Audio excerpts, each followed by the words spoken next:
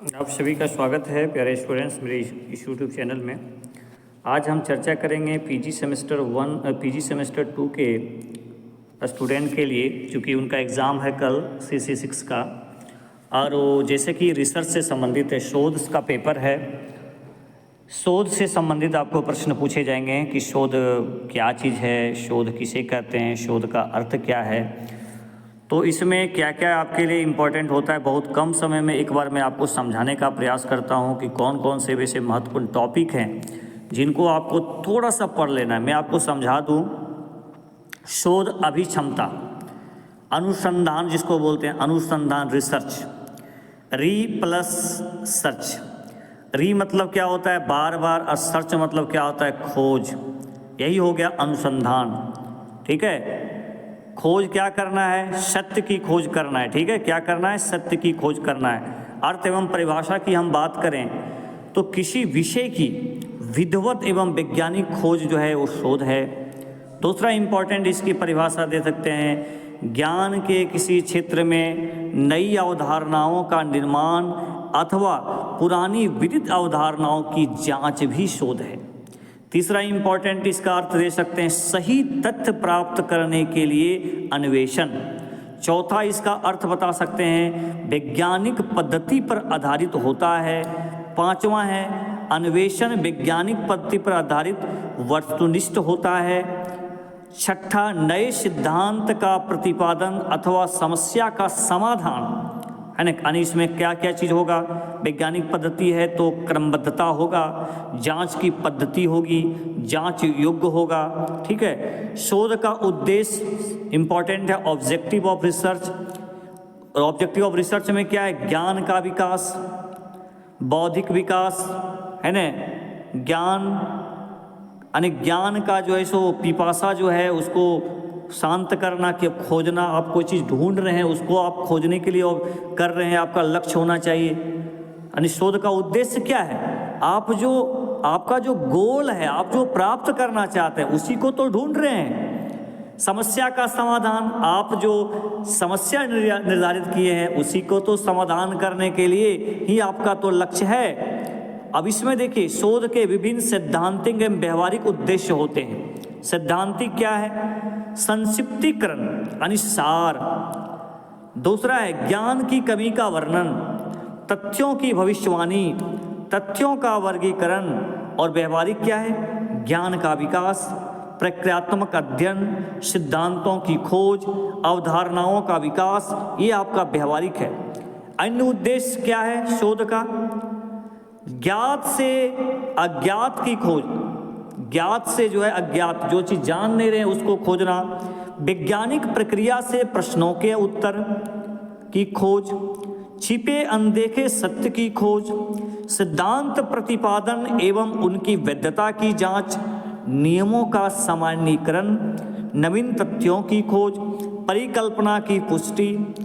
प्यारे स्टूडेंट्स, अब हम चर्चा करेंगे अनुसंधान का महत्व क्या है, इंपॉर्टेंस क्या है।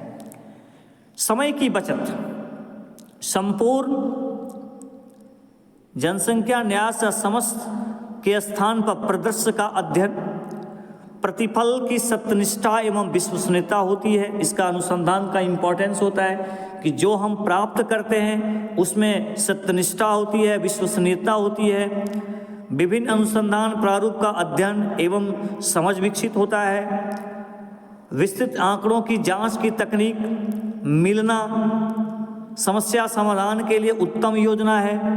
अनुसंधान की अभिप्रेरणा बहुत इंपॉर्टेंट है।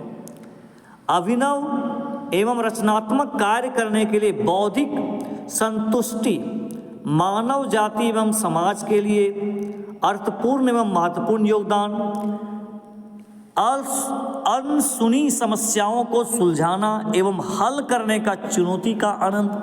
कोई ऐसा प्रॉब्लम है, कोई ऐसी समस्या है जिसके हल को ढूंढा नहीं जा पाया है, आप उसमें रुचि दिखाइए, ये आपको मोटिवेट करता है शोध करने के लिए। कुछ ऐसा काम कर जाइए जो सोसाइटी के लिए इम्पॉर्टेंट हो, आगे चल करके किसी के लिए लाभदायक हो सकता है, ये आपको मोटिवेट करता है।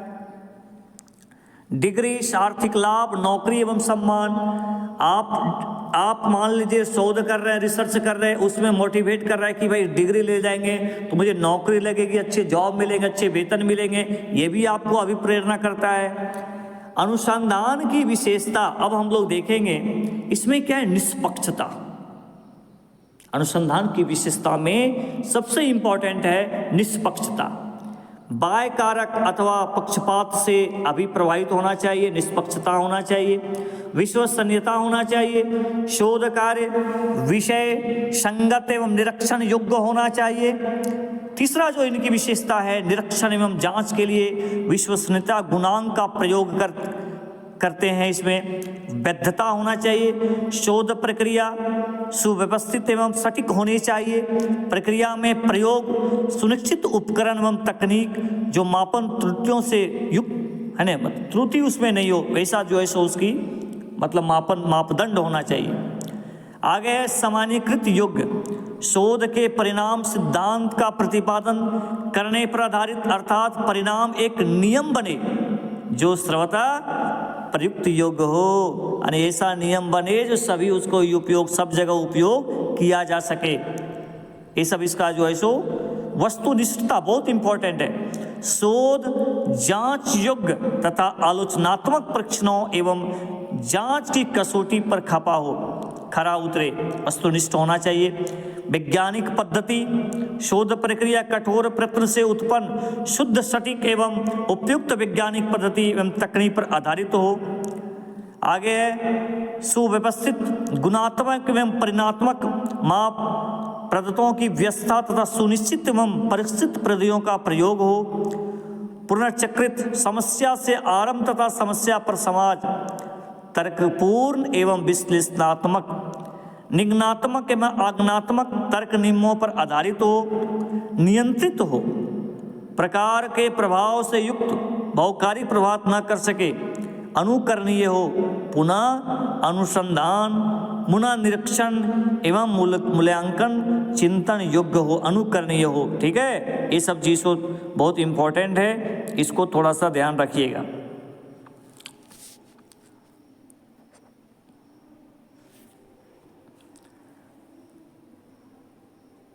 अब देखिए, आपके एग्ज़ाम के दृष्टिकोण से जो काफ़ी ज़्यादा इम्पॉर्टेंट है उसको हम लोग देखने का पड़ेंगे। जैसे वैज्ञानिक पद्धति के मान लीजिए चरण है, तो सबसे पहले क्या होता है, यदि आप वैज्ञानिक तरीके से शोध कर रहे हैं तो सबसे पहले आपको समस्या का चयन करना है, दूसरा है उद्देश्यों का निर्धारण, तीसरा है परिकल्पना का निर्माण, चौथा है प्रविधियों का चयन, कौन से विधि का आप चयन करेंगे, अवलोकन करना है, रिसर्च जो आपका जो है सो क्या बोलते हैं, लिटरेचर रिव्यू जिसको बोलते हैं, अवलोकन करना, प्रदत्त संकलन डाटा का कलेक्शन करेंगे, तथ्यों का वर्गीकरण कीजिए, क्लासिफिकेशन करेंगे, सामान्यीकरण करेंगे।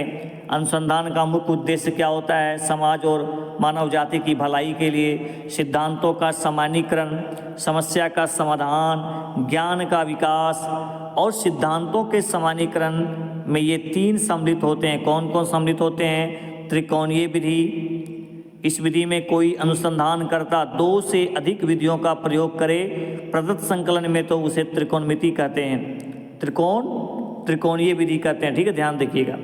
अनुसंधान के प्रकार में व्यावहारिकता के आधार पर, उद्देश्य पर आधारित, तर्क आधारित, अवधारणा आधारित, इसमें व्यावहारिकता के आधार पर जो है अनुसंधान के जो है विशुद्ध और व्यवहारिक, उद्देश्य के आधार पर जो है अनुदर्य, परीक्षणात्मक, दार्शनिक, है ना, ये सब जो है सो होते हैं।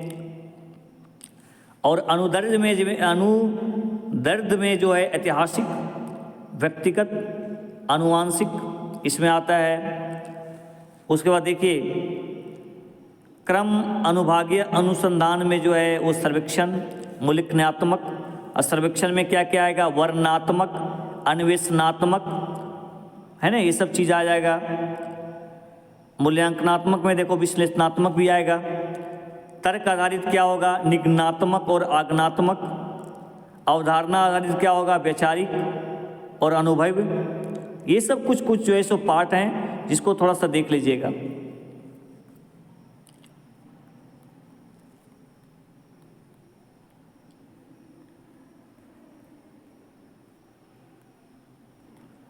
आगे हम लोग देखते हैं कुछ चीज़ें बहुत इम्पोर्टेंट है, जैसे क्रियात्मक अनुसंधान क्या है। तुरंत प्रभाव से समाधान, तुरंत इसका एकदम जस्ट इसका समाधान क्या है, व्यवहारिक अनुसंधान का ये प्रकार है। संगठित एवं खोजपूर्ण क्रिया है जिसका उद्देश्य व्यक्तियों और समूहों से संबंधित परिवर्तन तथा सुधार के उद्देश्य से उनका अध्ययन करना तथा रचनात्मक परिवर्तन लाना है। ऐसी प्रक्रिया है जिसके द्वारा व्यवहारिक कार्यकर्ताओं अपनी समस्या का इस दृष्टि से वैज्ञानिक तरीके से अध्ययन करते हैं ताकि वे आवश्यकता अनुसार अपने निर्णय एवं क्रियाओं को दिशा दे सके, परिवर्तन और सुधार कर सके, मूल्यांकन कर सके। लक्ष्य क्या है, मौजूदा दशाओं को परिवर्तित करना। यानी क्रियात्मक अनुसंधान का सबसे बड़ा इम्पोर्टेंट है कि जो प्रेजेंट में जो समस्या है, जो हाल है, उसको बदलना, उसका सॉल्यूशन करना। पांचवा जो है सामाजिक घटनाओं की तात्कालिक समस्याओं से संबंधित जो करंट इशू है, करंट मुद्दा है, जो भी चल रहा है, उसका समाधान करना। छठा है सीमित सामान्यीकरण, ठीक है, थोड़ा सा ध्यान रखिएगा। नियंत्रण का अभाव, प्रकार है व्यक्तिगत, सहकारी, क्षेत्रव्यापी। आगे सोपान नियोजन, क्रियान्वयन, प्रक्षण, चिंतन, ठीक है, ध्यान रखिएगा, बहुत इंपॉर्टेंट है।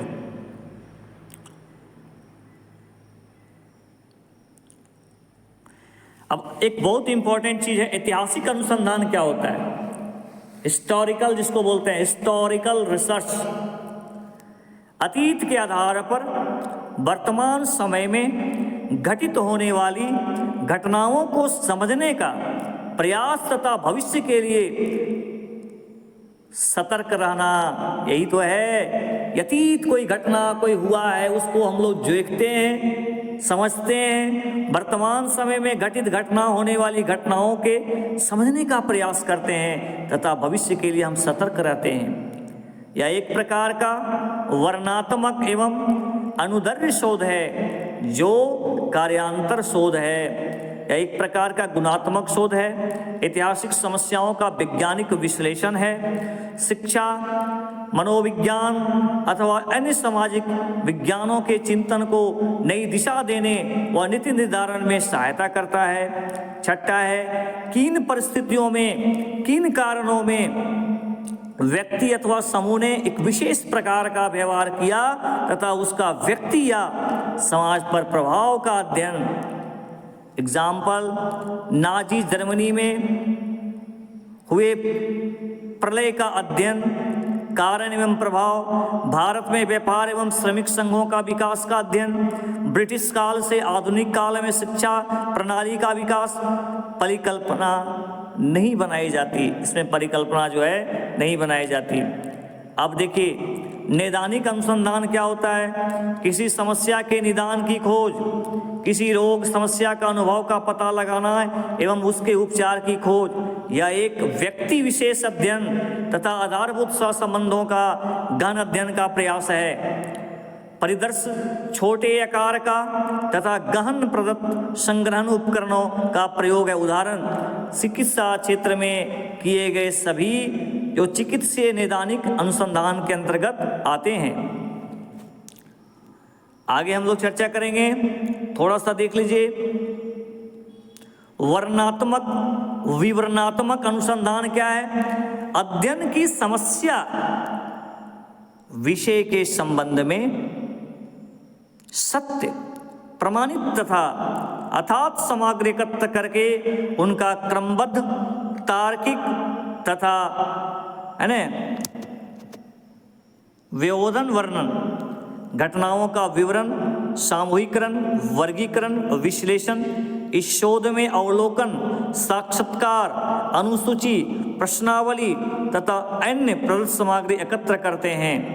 इसमें प्रकल्पना बनाना आवश्यक नहीं, यानी परिकल्पना हाइपोथेसिस केवल शोध उद्देश्यों को स्पष्ट करने के लिए प्रयोग होता है। शोधकर्ता घटना का वस्तुनिष्ठ तथा निष्पक्ष अध्ययन करता है। परिदृश्य वैज्ञानिक होता है, मानवीय के नहीं होता। शोधकर्ता समाज सुधारक या भविष्यवक्ता नहीं होता।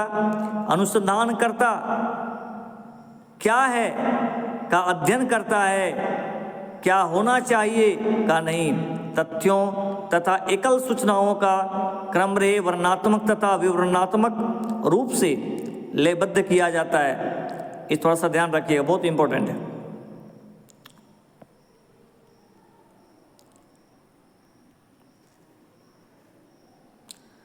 अब आपको बोल देगा कोई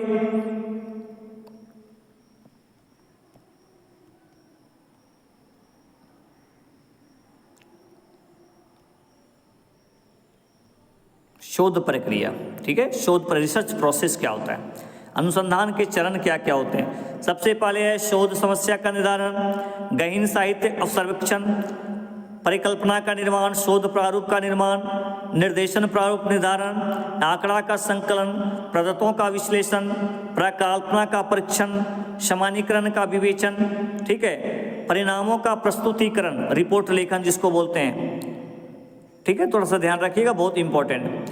अब है कि शोध समस्या क्या है, चरण एवं निरूपण।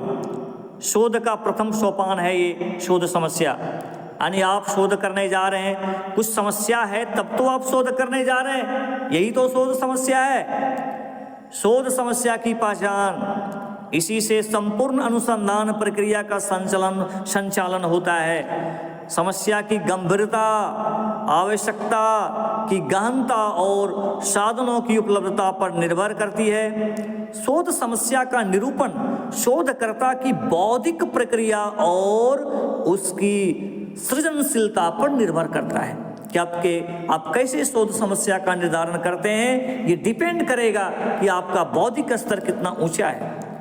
प्रश्न पूछता है कि शोध समस्या क्या है।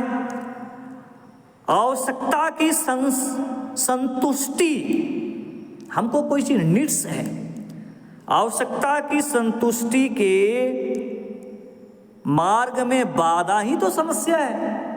हम कोई चीज ढूंढ रहे हैं, उसमें जो त्रुटि आ रहा है, जो समस्या आ रहा है, वही तो शोध समस्या है। बाधा जो आ रहा है किसी सैद्धांतिक एवं प्रायोगिक संदर्भ में आई बाधा अथवा आवश्यकता समस्या है जिसका हल ज्ञात करना शोधकर्ता का उद्देश्य है। शोध समस्या को ही ढूंढने के लिए एक रिसर्च स्कॉलर इतना मेहनत करते हैं, तथ्यों का संकलन करते हैं, उसका विश्लेषण करते हैं, डाटा का कलेक्शन करते हैं, उसको देखते हैं इसमें कौन सही है क्या गलत है, तब वो उसमें बनाते हैं, उस पर अपना विचार रखते हैं। ये तो सबसे इंपॉर्टेंट पार्ट है शोध समस्या। मैं फिर से रिपीट कर देता हूं, आवश्यकता की संतुष्टि के मार्ग में बाधा ही समस्या है। किसी सैद्धांतिक एवं प्रायोगिक संदर्भ में आई बाधा अथवा आवश्यकता समस्या है जिसका हल ज्ञात करना शोधकर्ता का क्या है, उद्देश्य है। अब प्रश्न उठता है शोध समस्या की विशेषता को बतलाइए।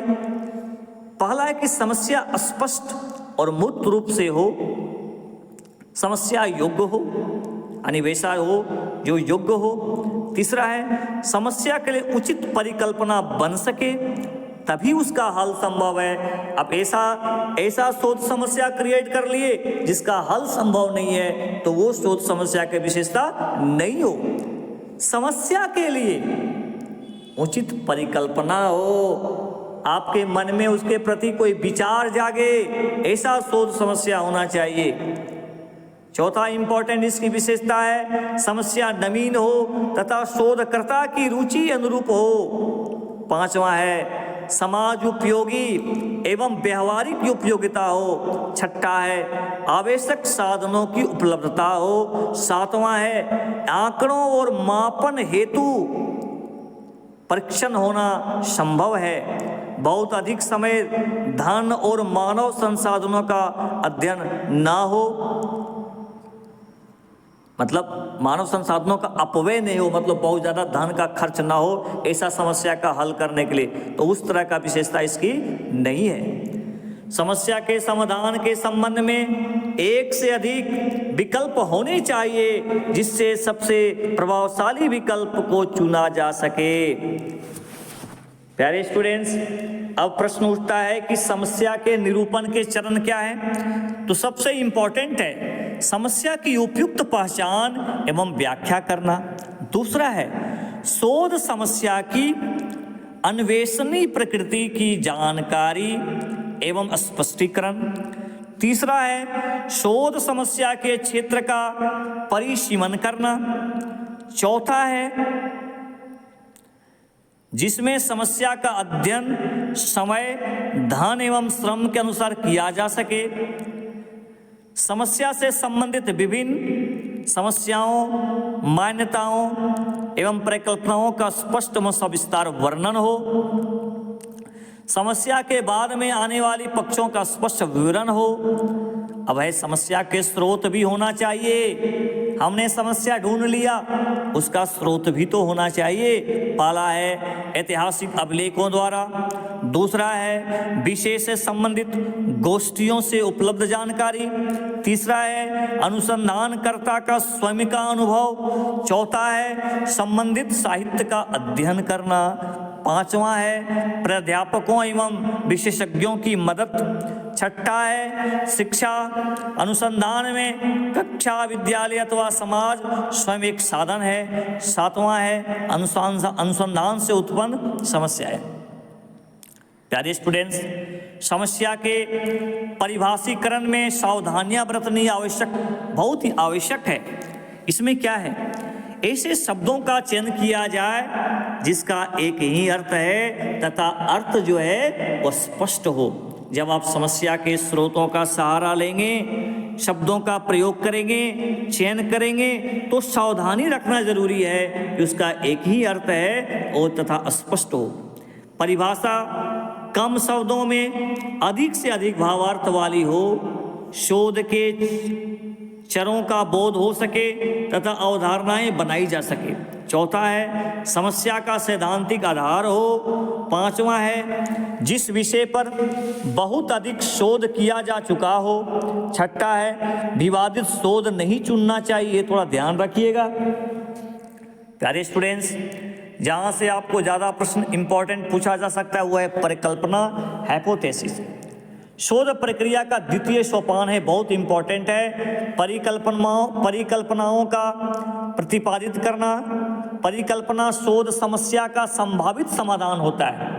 जो हमारे मन में जो विचार आता है उस समस्या को ढूंढने के लिए वो एक संभावित होता है, ठीक है, समाधान होता है।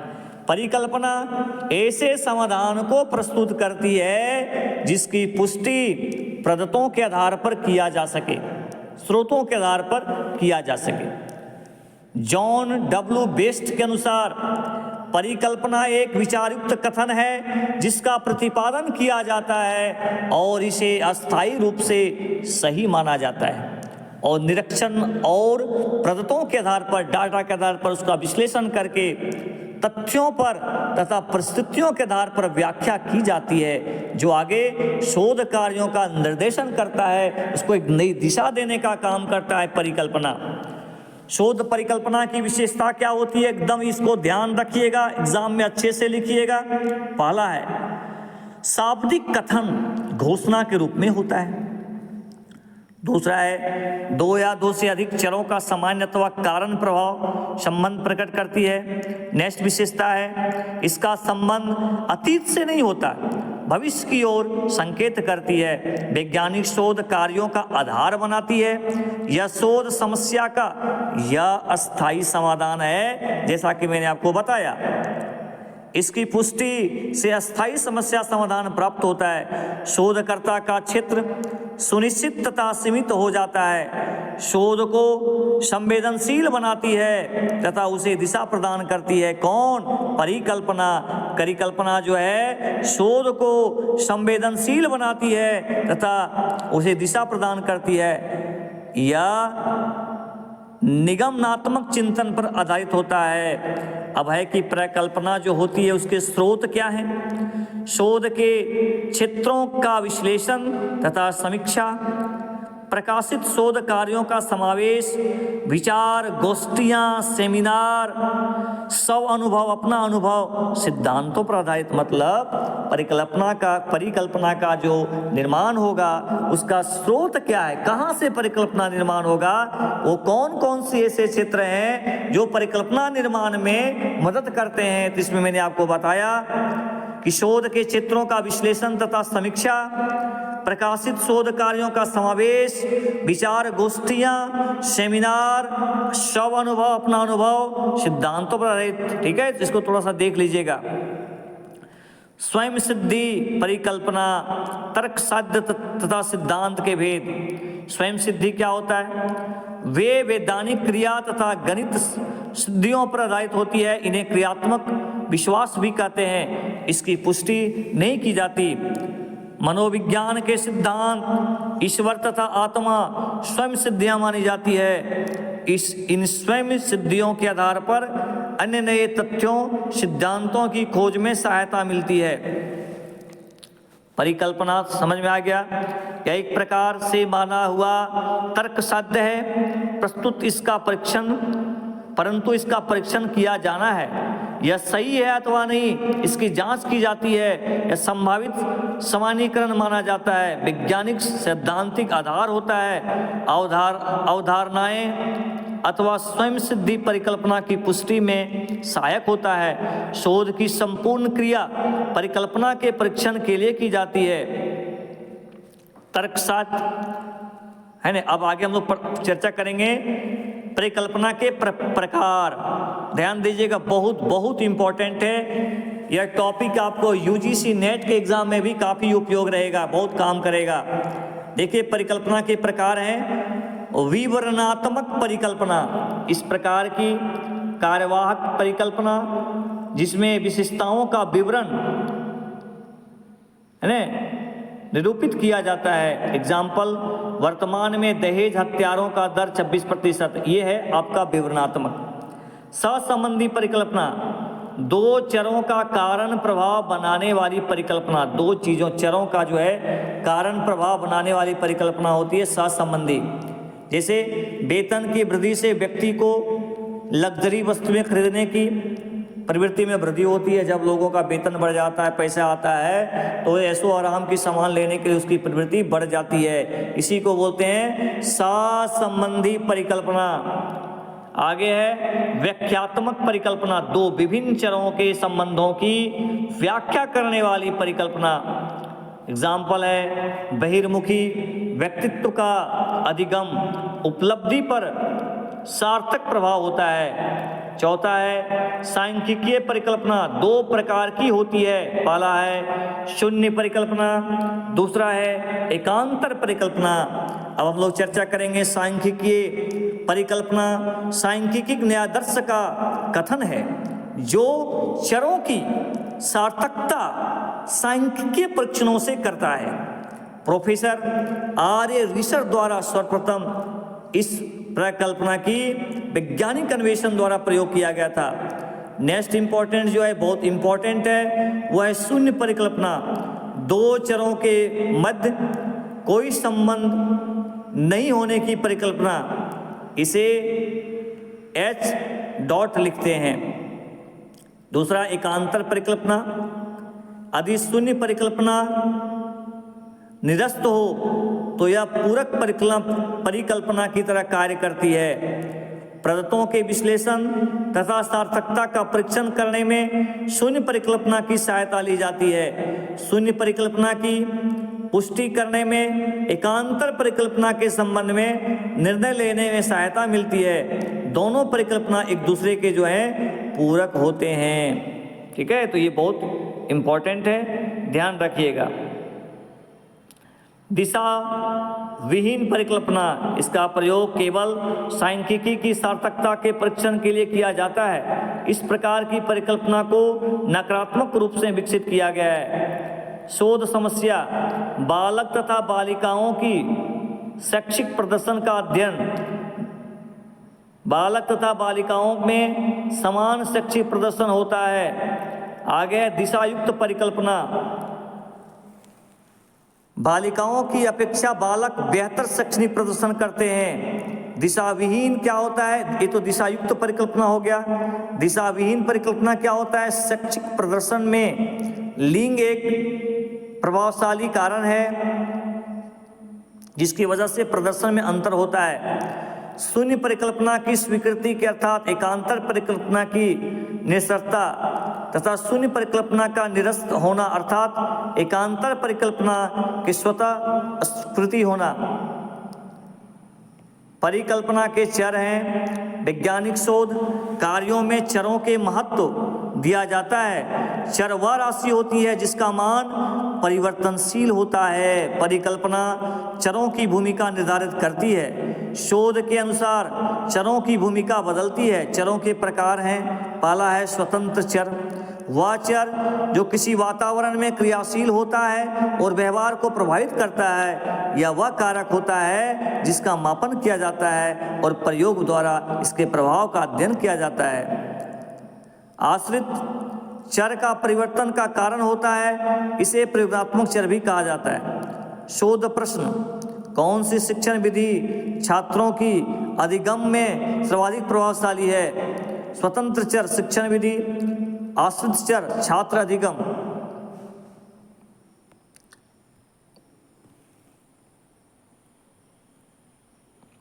आगे है शोध प्रारूप। शोध प्रारूप बहुत इंपॉर्टेंट टॉपिक है। देखिए, परिभाषा एवं अर्थ देखते हैं। अनुसंधान प्रश्न शोध की योजना, संरचना एवं रणनीति है जिसका प्रमुख उद्देश्य शोध प्रश्न का उत्तर प्राप्त करना है। विविधताओं पर नियंत्रण तथा शोध की संपूर्ण क्रिया की रूपरेखा तैयार करना है। एक ब्लूप्रिंट जो तथ्यों एवं आंकड़ों के संकलन प्रविधियों, न्यायादर्श प्रारूप, आंकड़ों के वर्गीकरण एवं विश्लेषण, इन सभी को पूर्व नियोजित प्रस्तुति देता है। शोध प्रारूप की विशेषता: पहला है शोध की रूपरेखा, इसका निर्माण शोधकर्ता की संपूर्ण क्रिया का नियोजन होता है। आगे दूसरा है दिशाबोध। अनुसंधान प्रश्न शोध कार्य की एक पथ प्रदर्शन होती है। सरलीकरण सभी शोध घटनाओं एवं संपूर्ण जटिल क्रियाओं में की सरलता से प्रस्तुत करना ही सरलीकरण है। नियंत्रण सभी विषम परिस्थितियों का नियंत्रण एवं शोध कार्य को सरल बनाना। मितव्ययी समय व धन का मितव्यय नियोजन एवं मार्गदर्शन। आगे बाधा निवारण आने वाली बाधाओं का समाधान। ठीक है, इसको थोड़ा सा देख लीजिएगा, ये भी जो है सो बहुत इंपॉर्टेंट है। आगे है अधिकतम उद्देश्य प्राप्ति। अनुसंधान का प्रमुख उद्देश्य पूर्ण करने में सहायता प्रदान करता है। कौन? शोध प्रारूप। निष्कर्ष में सहायक, विश्वसनीय एवं प्रामाणिक निर्णय लेने में सहायक होता है। अनुसंधान संरचना का उद्देश्य शोध प्रश्न का उत्तर देना, विविधताओं को नियंत्रित करना। शोध प्रारूप के विभिन्न पहलू: पहला है निर्देशन परिसंरचना, शोध अध्ययन के लिए न्यायादर्श चुनने की विधियों स्पष्ट करना।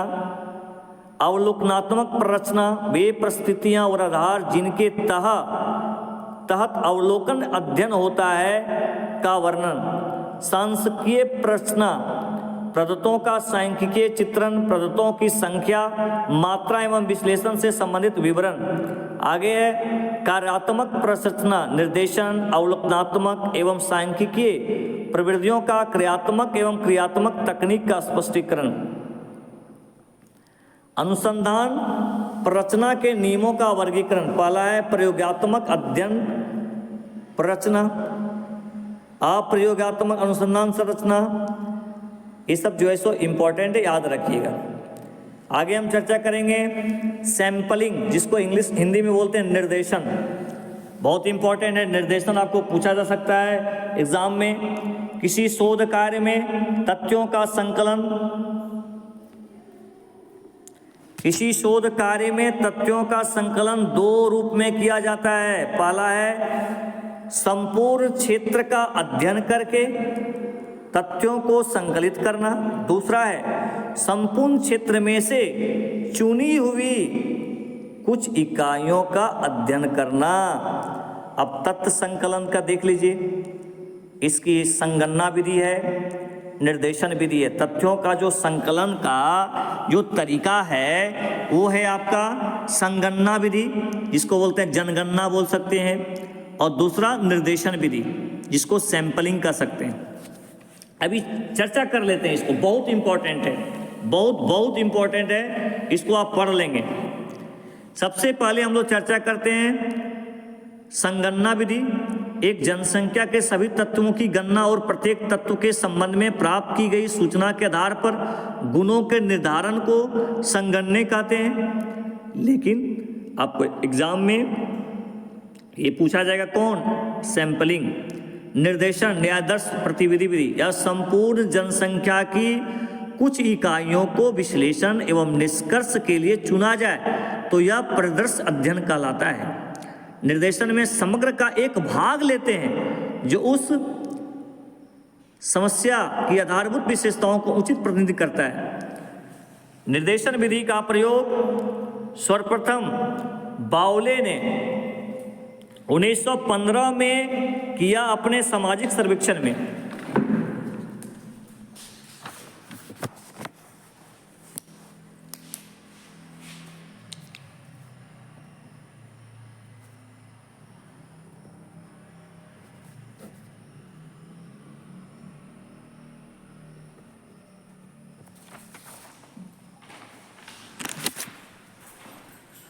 देखिए इसमें क्या है,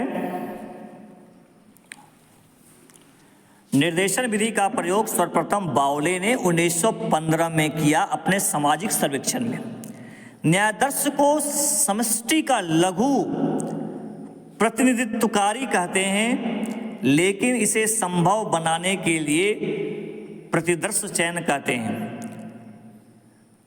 करने की निश्चित प्रक्रिया अपनाई जाती है। प्रतिनिधित्व का अर्थ है संपूर्ण को दर्शाने वाले गुण अथवा विशेषताएं उसी अनुपात में न्यायादर्श में भी उपस्थित होते हैं। निर्देशन का आधार क्या होता है? सैंपलिंग का सजातीयता, प्रतिनिधि चुनाव, परिशुद्धता। ठीक है, ध्यान रखिएगा। निर्देशन की आवश्यकता और उद्देश्य क्या है? पहला है कि समग्र विस्तृत क्षेत्र में फैला होता है, इसीलिए इसका अध्ययन संभव नहीं है। समग्र में हम कुछ थोड़े भाग का करें, यही तो सैंपलिंग है।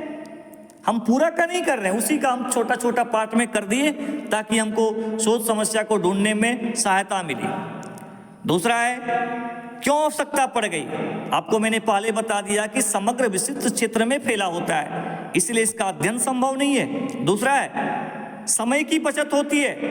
यदि आप सैंपलिंग के आधार पर डाटा का कलेक्शन करेंगे तो भैया आपको समय की बचत होगी। तीसरा है धन की बचत होगी, मितव्ययी प्रतिविधि। चौथा है प्रशासकीय एवं प्रबंधकीय सुविधा होगी। पांचवा है लघु प्रतिनिधित्व अध्ययन से कम समय में शुद्ध निष्कर्षता तुरंत प्रतिफल। छठा है समग्र के तुलनात्मक निष्कर्ष निकालना संभव हो जाएगा। निर्देशन की विशेषता क्या है? पहला है प्रतिनिधित्वता, दूसरा पर्याप्त आकार, तीसरा अभिनति से युक्त, चौथा विश्वसनीयता, पांचवा लचीलापन, छठा अनुभवजन्य, सातवां ज्ञान एवं तर्क पर आधारित, आठवां स्वतंत्रता। आर फिशर के अनुसार निर्देशन के प्रमुख 4 गुण हैं। पहला है अनुकूलता, दूसरा है गति, तीसरा है मितव्ययता, चौथा है वैज्ञानिक प्रकृति।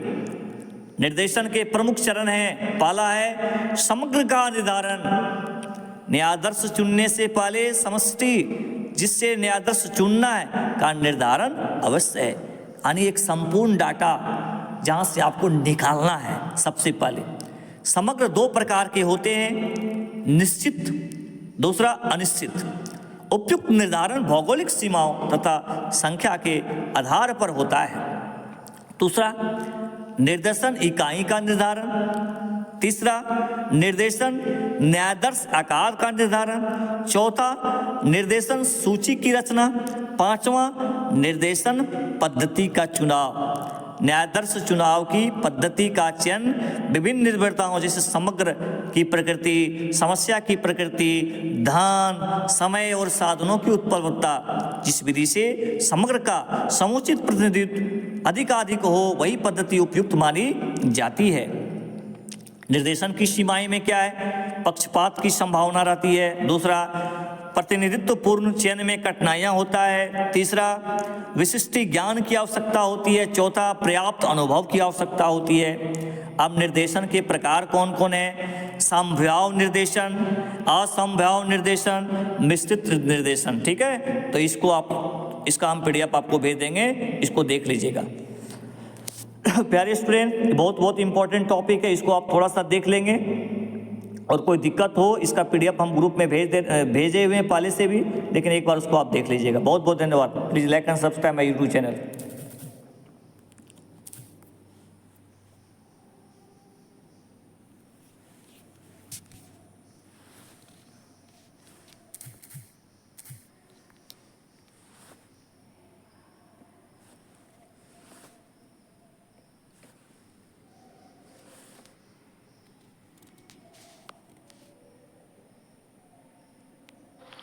COP28 का आयोजन